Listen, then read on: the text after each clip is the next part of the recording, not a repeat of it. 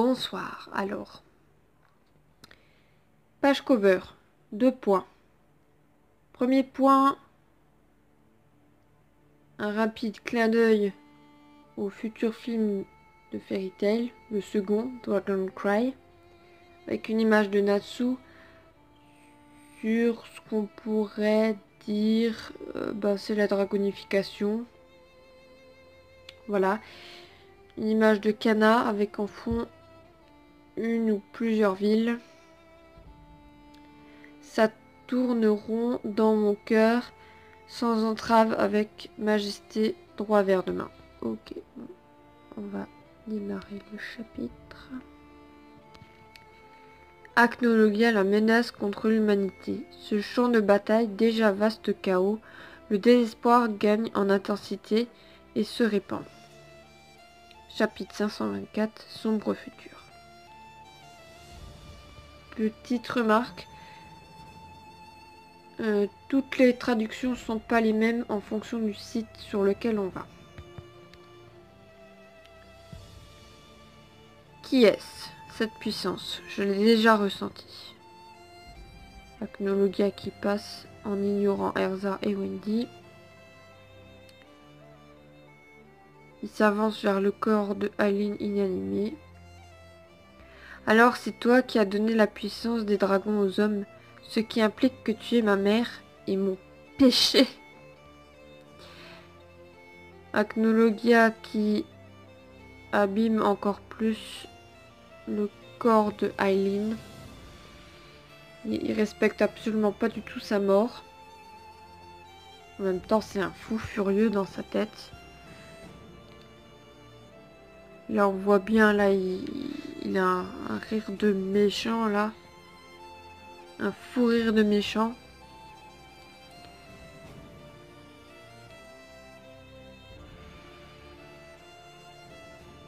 On passe sur le combat Natsu-Zeref. Avec Zeref qui pourrait utiliser une magie de Dragon Slayer. Dragon Slayer de l'ombre blanche. Un peu comme Rogue du futur dans l'arc Eclipse. Ça pourrait être une des magies de Zeref. Qui sait? Seul Mashima connaît la réponse. Natsu qui prend l'avantage sur Zeref.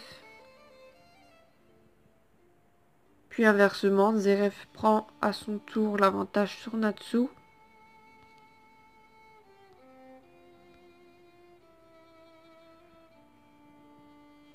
Natsu sort Lucie.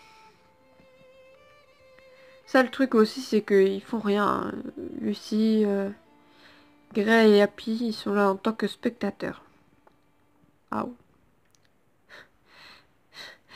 Natsu, il est solide, mais là, franchement, c'est ridicule. Bon. C'est bien ce que je pensais, le pouvoir d'Ignil a disparu. Tu ne peux pas me vaincre comme ça. Petit souvenir casse flashback avec Happy sur Natsu. Si je ne l'avais pas arrêté à ce moment-là, eh bien il serait mort. Et Zeref aussi. Il y a toujours mon pouvoir à moi, affirme Natsu pour Zeref, pour lui répondre en conséquence. Cette puissance, mais Aileen nous a fait gagner du temps, mais j'imagine que l'heure est venue. Natsu, ce n'est plus le moment de jouer au petit jeu. C'est ma toute dernière chance, le moment décisif pour le futur de l'humanité, celui pour moi de mourir. Donc de tout détruire, y compris Natsu. L'heure est venue. Cette sensation, serait-ce Acnologia? Donc maintenant, On a un zoom sur Gildart, Auguste et Cana. Si seulement Sa Majesté avait pu absorber la magie de Fairy Tail avant son arrivée. De Fairy-Earth, pardon.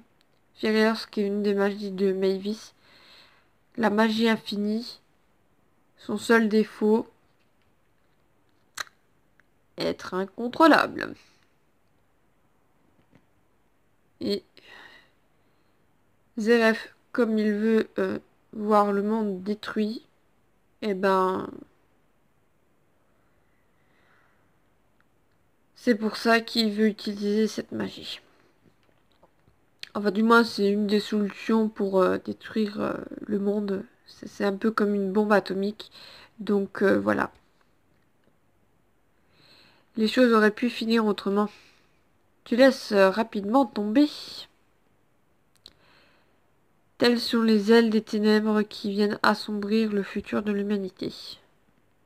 Pas comme si c'était déjà ce que vous étiez en train de faire. Le roi œuvre pour le bien de l'humanité. Et tu crois qu'on va avaler des bêtises pareilles? Peu importe ce que vous croyez ou non. Même si je suis le seul à comprendre, alors arrête tes bêtises. Vous pouvez croire ce que vous voulez.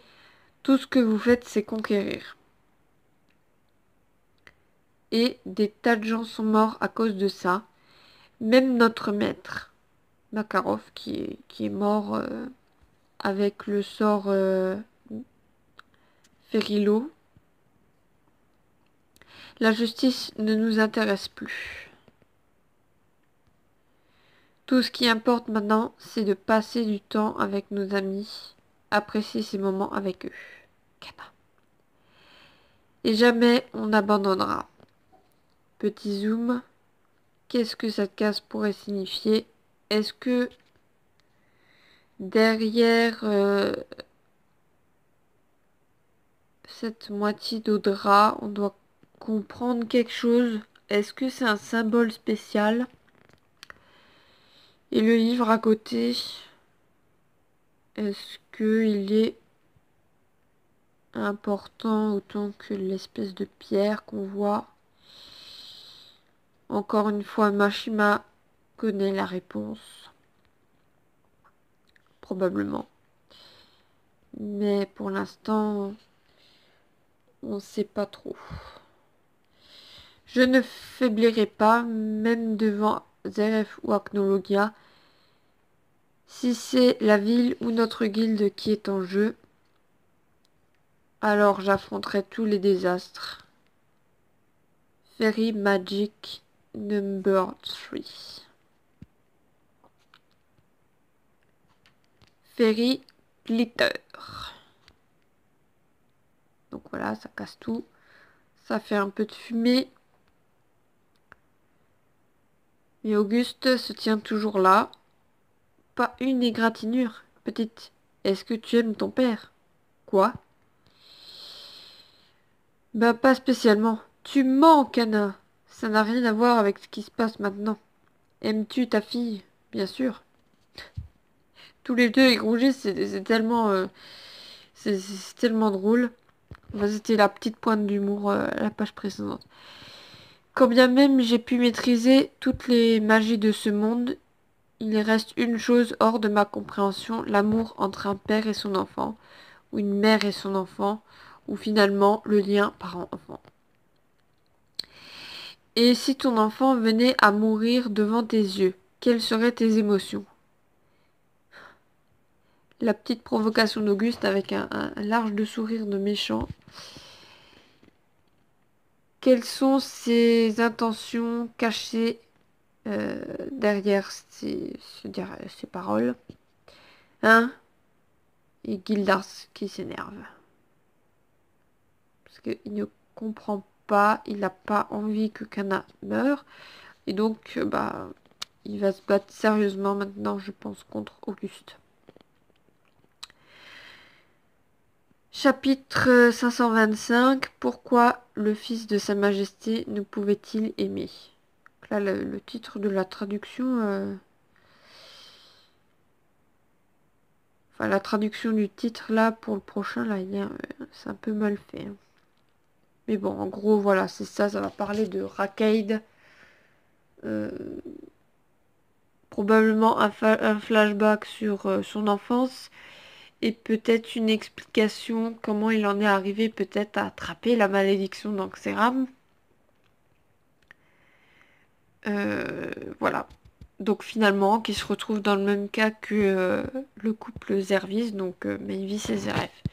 Voilà, sur ce, je vous laisse et puis je vous retrouve pour une prochaine vidéo test la semaine prochaine. Sur ce, je coupe. Ziou!